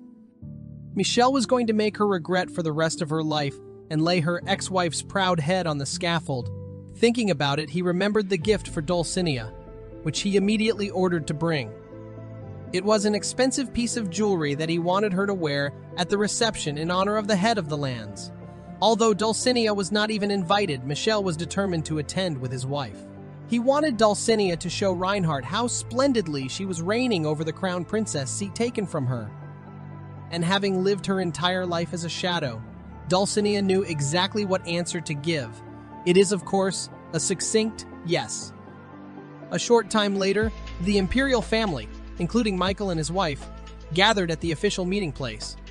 The prince ordered her not to look at the floor, but to look proudly forward. But when the emperor coughing ostentatiously nearby, Dulcinea once again ducked her head, ashamed. At last, the arrival of Lord Ruden and her knight was announced, but barely seeing his ex-wife, Michel froze in astonishment. Dulcinea couldn't find a place to be before meeting Reinhardt Rinke. The crown she had worn in the past, the luxurious jewelry that adorned her, now it was all worn by the Princess of Canaria. And Dulcinea just didn't know how to look into the eyes of the woman who had lost everything because of her. Michel stood by her side and gritted his teeth, muttering insults at Reinhardt. The head of Rune arrived at the imperial palace without a single piece of jewelry. Dulcinea seemed to look at Reinhardt with a look of dread, as if she was saying with her entire appearance, "Bring back my father's corpse and everything you took from me." This made the prince's wife shake involuntarily, causing Michael's anger, as he had told her not to be so depressed, especially in front of Reinhardt. The emperor was also in a pensive state. He had summoned Reinhardt under the pretext of congratulating her on becoming the great head of the lands. It should be an honorable thing. But even so, to come with such an appearance, she came in her father's mourning clothes. The count introduced Reinhardt as the Viscountess. The emperor also called her by her status as a Viscountess to belittle her, but the girl didn't react, so she came here to regain her status as Marquess of rank. But His Majesty did not intend to return her status from the beginning, however. Knight Reinhardt, Wilhelm raised his head in a bow, and the emperor couldn't believe his eyes. Interrupting the count, who started to speak, the ruler asked the knight how old he was. Wilhelm was 20 this year, and something in His Majesty's mind came together. He praised the knight for such impressive accomplishments at such a young age and asked his last name. Reinhardt explained that Wilhelm's mother had lost her family in a barbarian attack and died after barely giving birth to a child. But the emperor did not relent, now inquiring about Wilhelm's father, or at the very least a marriage certificate. Reinhardt said evasively that it was not something that should be discussed in the Amaryllis Hall, because it could become a weakness of one family. After that, the emperor suddenly addressed the girl as Marquis Rinke and prophesied that the negotiations regarding the return of Marquis Rinke's territories should be quick and productive. He therefore summoned them an hour later to his garden at tea time. Prince Michael stood as if thunderstruck by his father's action and only stared in surprise at the emperor and the guests.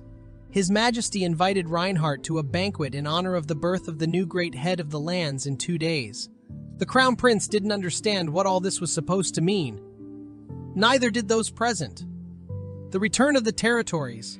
It's just a bait to restrain Reinhardt and execute the knight. And Michel was literally shaking with anger and resentment. He mentally screamed that he would definitely kill Reinhardt. At this time, the prince's wife blushed. She noticed that Wilhelm was looking at her and smiling. Reinhardt's eyes glittered feverishly.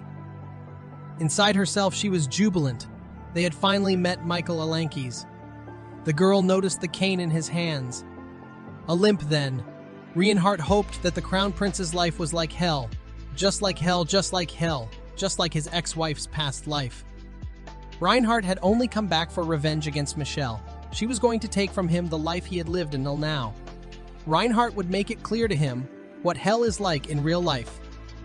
With these thoughts, the Lord left the hall. They were invited to tea at an hour where they had to please the emperor. The man would definitely remember that Wilhelm was his son. Reinhardt was accosted by Alzen, Fernach's adjutant. He had come for something, for there was payment for Ruden taking Glincia's soldier, and to prove the kinship between William and the emperor, the girl must show Alzen the crystal, but she must also show it to the emperor during the tea party. There were too many eyes on them right now. The girl had to do the right thing, so she told Alzen that the amaryllis would be blooming this season. Amaryllis was the name of the first empress, and it was the same flower that was painted on the coat of arms of the imperial family. The fact that the flower would bloom this season meant that Reinhardt would provide proof that would be more convincing than the crystal. Amaryllis crest. Reinhardt exhaled tiredly. Too many worrisome matters had fallen on her shoulders. Wilhelm leaned toward her slightly, advising her to rest in the room, prepared for the great head of the lands. Alzen, who had observed this scene, was unpleasantly surprised. It seemed the rumors that the head of Ruden was with the young knight might have been true. The adjutant already wanted to get the crystal and return home as soon as possible. Finally, Reinhardt sat down on the bed in her room. She looked at the disposable crystal in her hand. It shatters after you use it to go through the crystal gate. However, one crystal was still in Reinhardt's possession. Reliable proof that Wilhelm is a blood relative of the Alankes. With this crystal, Reinhardt would be able to gain the emperor's trust. Wilhelm offered himself as an escort at the tea party. as she might try to be attacked. Now is the best time for those who want to destroy Rudin, which was previously surrounded by power. If Reinhardt, the great head of the lands, were to die, the territory would also collapse naturally. They needed to be prepared for the Emperor to try to kill the girl, but there was little chance of that happening because Wilhelm seemed to like him. But even though it wasn't a bad thing for Reinhardt if Wilhelm became the crown prince, she still asked if the knight himself wanted to become the Emperor's son. To this, the knight suddenly admitted that he wasn't sure if he wished to be a prince. But that being said, Wilhelm would prefer to leave it up to Reinhardt. Right now, however, he just wanted the girl to kiss his forehead. Reinhardt blushed. She remembered that confession again, and her mind went blank. She didn't know how to react to that, so she escorted Wilhelm out the door, referring to her desire to sleep. She was really having a hard time with him now. Reinhardt and Wilhelm arrived at the tea party in the garden and greeted the Emperor courteously. The latter greeted them in return, once again addressing Reinhardt as Marquess.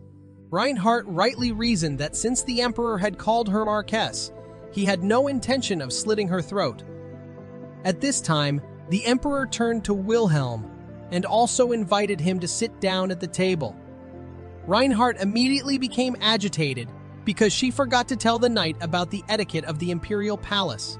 However, contrary to her fears, Wilhelm gave a perfect answer and continued to stand, as he was not supposed to sit next to respected aristocrats. The Emperor was clearly pleased. He got straight to the point, declaring the return of Reinhardt's rights to the Marquis of Reinhardt's rights to the Marquis' family, as well as lands and properties, except those given to Michael. This would include the return of the Marquis' body. But before that, the man wished to see the birth certificate of Mrs. Reinke's knighthood. Reinhardt was going to give it to him personally, so she stood up from the table. The knights near the Emperor became wary. They were wary of her, a woman who had stabbed the crown prince's leg. Surely they couldn't even imagine what she was capable of pulling off this time. Reinhardt held out her birth certificate. That document, of course, was a forgery. What was truly important was the crystal inside. No one would be able to interfere with the secret and genuine transaction. Through it, Reinhardt would build a special trust with the Emperor. By evening, Reinhardt collapsed tiredly onto her bed. She had gotten a lot of things done in this endless day, and it was still not ending. Wilhelm, meanwhile, ordered to prepare clothes for Reinhardt and him, as he was to be officially appointed knight at the banquet. The girl was surprised by this. She did not understand how Wilhelm knew about the appointment. Yes, and he had been observing etiquette at the tea party recently. This was definitely something that needed to be discussed, and Reinhardt ordered Mark to leave them alone. Wilhelm had asked if it would be all right for Reinhardt to be alone with a man late at night, because others might find it a reason to reproach her. But even before that, the others had always found reasons to reproach her, so she didn't think it was important. Besides, the others already thought that she and Wilhelm were in a relationship. The knight looked surprised. But Reinhardt didn't care what other people did as long as her own conscience was clear. She had raised Wilhelm since he couldn't speak, so to her he was more like a capricious child than a man. Wilhelm stiffened, ashamed, and Marka, chuckling, left the room. Reinhardt was about to speak about the worrying question when the knight suddenly gently pushed the girl on the bed, hovering over her, and seriously said that the child in his face had already grown up. Reinhardt pretended not to take the hint and apologized for joking about it in front of Marka, for she too had once been embarrassed every time her father called her an apple pie. But Wilhelm reminded her that the difference between them was only 8 years. However, the girl stubbornly refused to talk on the subject. Instead, she asked him how he knew about the blood ties. Suddenly, Wilhelm closed her mouth. With words to the effect that children didn't like overly nosy parents, the knight left the room. The girl followed his back with a glance. Reinhardt thought the reason for this crush was the fact that she was the only woman he knew. But Wilhelm was her only card, and she could not bind him to her with something so abstract. Love, in her opinion, is quite transient and fleeting. Wilhelm at this time was thinking with annoyance that he should not have confessed then.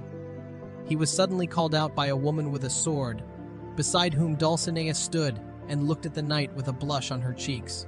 Dulcinea recognized this knight who had arrived with the head of Rudin, while the lady gazed admiringly at him.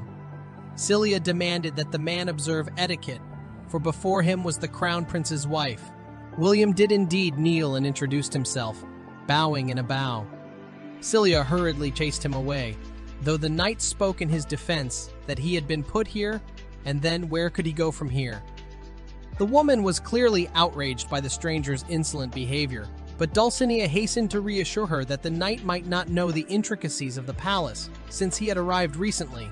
William agreed, and the Princess of Canaria was mortified that such an insolent man would kneel before her. However, Cilia still resented the knight's behavior. Dulcinea told her to stop and then turned to William. This place was close to the palace where she lived, so this was also where the prince's wife walked. For the sake of His Majesty's precious guest, Dulcinea was ready to leave today, but from now on she asked him to leave this garden for her, as it was her only pleasure.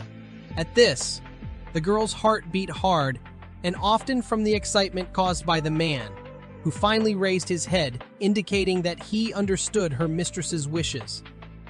At this, Dulcinea and Cilia moved away. The prince's wife was so embarrassed that even her neck and back were blushing.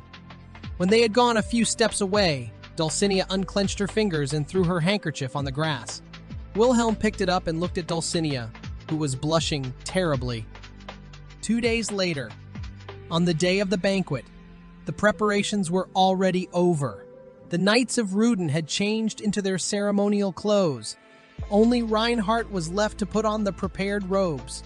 But Lord Rudena refused to change her attire, and instead ordered Glencia's adjutant to be summoned. Alzen appeared with a broad smile on his face, but when he heard that their conversation would not involve Emeralis, he immediately looked sour. Reinhardt handed him a note with personal information about the man she was looking for. Since Alzen was not going to attend the banquet, the girl asked him to rest and find this person in the capital. The adjutant's face so-and-so demanded at least some explanation, but the man Reinhardt needed was just in the capital, and he should definitely be brought. In a past life, the man had been capable of single-handedly ruling Helka. Mrs. Sarah was of age and had no experience in managing a large territory. And this man was a skilled professional, which Reinhardt had asked Alzen to track down so that Rudin could strengthen himself. Alzen had nowhere to go, but he immediately warned that he would report everything to the Margrave of Glencia, since the adjutant was his subordinate after all. That was exactly what Reinhardt wanted. She wanted the Margrave to consider her competent. Even without Wilhelm, he must believe that Rudin is strong. By the way, Wilhelm had never shown his face to her since the day he left Reinhardt's room. But she decided to leave the knight alone as he would need time to get his thoughts in order. But if he changes his mind and leaves, even without him, Reinhardt must prepare herself so that the case will not fail, because this is her revenge. The girl regretted that at a time like this there was no one around whom she could safely confide. Involuntarily, she remembered Dietrich. What would he say? Reinhardt quietly said his name aloud, which could not help but hear Wilhelm standing behind the ajar door. At that moment, Wilhelm remembered many things about Dietrich. Their first meeting, his bravado about Reinhardt's sympathy, his courteousness toward Rain that made him jealous, and the way Reinhardt had first rushed not to Wilhelm's arms, but to Ernst's coffin. The knight gritted his teeth in anger. In the same mood, he walked into the room. When Reinhardt tried to find out the reason for his absence the previous 2 days, Wilhelm interrupted her, demanding to know why she was meeting with Fernex's adjutant. In that meeting, Marka and even the Knights of the Guard were escorted out of the room. In doing so, the head of Rudin was left without anyone's protection. But Reinhardt interrupted him with a sharp question about whether Wilhelm was her lord. The knight was taken aback, immediately apologizing. The girl, however, told him to close the door. She then asked him to tell her right away if Wilhelm wanted to become a prince. Then Reinhardt would gladly address him as Your Highness. except that the crown prince is no longer Mrs. Rinky's husband, and from the moment she addresses Wilhelm by title, he will no longer be able to become her family or anything else. The knight protested. After all, he wasn't doing all this to be called a prince. He ended up apologizing to Reinhardt. Wilhelm handed her a jewelry box for the banquet, but the girl thought this was not the right time to talk about jewelry. She decided to talk about something really important. Reinhardt assumed that Wilhelm was avoiding her because she had rejected his confession. However, she needed him for the sake of getting revenge on Michelle Alangse. She shared that she had spent a lot of time alone, implying her past life. And now Reinhardt admitted that she didn't trust Wilhelm. He'd been hiding his secret, but he told her he loved her. For the sake of winning her heart, behaved naughty. In the girl's opinion, the knight could not say that he cared for her by acting this way. Coming to the capital was not part of the plan. Reinhardt was gradually laying the foundation, was going to wait until Michelle ascended the throne, but because of Wilhelm, the plan was ruined. The knight, on the other hand, parried the fact that Reinhardt never thought of giving him her heart. No matter how hard he tried, she wouldn't give the place beside her, because Wilhelm was just a tool that couldn't do anything to her. To this, Reinhardt icily stated that Wilhelm didn't love her. He just wanted to get his hands on a toy he didn't have. To be fair, it wasn't that hard for Reinhardt to accept that love. She demonstrated it by pushing Wilhelm onto the bed, sitting on top of him, unbuttoning first the knight's shirt and then her own dress under Wilhelm's stunned and somewhat even frightened gaze. Like all these people around her said, Reinhardt could, if need be, intertwine their bodies with Wilhelm's every day. He was the only weapon she had left, and if Wilhelm wanted to get Reinhardt, he had better get her right now. In return, the girl would give him nothing but her body. Wilhelm couldn't get a word out. He was shaking with excitement and blushing desperately, looking at the half-naked Reinhardt, who was waiting for his decision. If the bread beast bared its fangs at its master, Reinhardt would only tighten the collar around its neck more. So she leaned toward Wilhelm, touching his cheek affectionately. The girl was giving him a choice. Either engage with her or leave things as they had been until now. Wilhelm was silent for a moment, then asked if Reinhardt could love him back when her debilitating revenge was over. At that, his palm moved up the girl's thigh. But then he sat up abruptly. Wilhelm began to adjust Reinhardt's clothes, saying that by pushing her away now, he would thereby give her a firm assurance of the truth of his love. He was willing to do anything to get Reinhardt completely, even if it was something that would push her away. The girl blushed slightly. This feeling that had arisen in her, though it was similar to what it had been when she had been caught by Dietrich as a child, or when she had been with her ex-husband, but it was completely different. New, it seems. They really can't go back in time. As Dulcinea was washing her husband's foot again, the prince's mother, Empress Castria, appeared in their bedroom. She pushed Dulcinea away, sitting down next to Michelle, and immediately asked how he was feeling. The woman had come because she had heard how her son was having a hard time right now because of Reinhardt Rinky's arrival. She convinced the prince not to worry too much about her, as he is the emperor's only seed. And no matter how these brutes flounder, Michelle would eventually become emperor. The empress wanted to slit their throats too, but she preferred to wait a bit and play around once they were in their hands. And for that, she asked her son to wait a little longer, because when he became emperor, he would be able to show these two hell. Suddenly, there was a quiet clinking of glass. The empress looked angrily at Dulcinea, who was cleaning up the shards, calling her useless out loud. The girl clutched her dress with her wounded palm. But no matter who was going through what horrible time, the time of reunion had come. Even those who mocked Reinhardt from afar struggled at the banquet to say hello to her. Thus began the knighting ceremony. When the empress saw Wilhelm kneeling, she felt a sense of déjà vu, as if she had seen this man somewhere before. But the emperor called the name of the new knight, Wilhelm Halona, and the woman fell into a stupor. She remembered how she had ordered the Holland family to be burned when she learned that an inferior noblewoman in the periphery had dared to conceive a child with the emperor.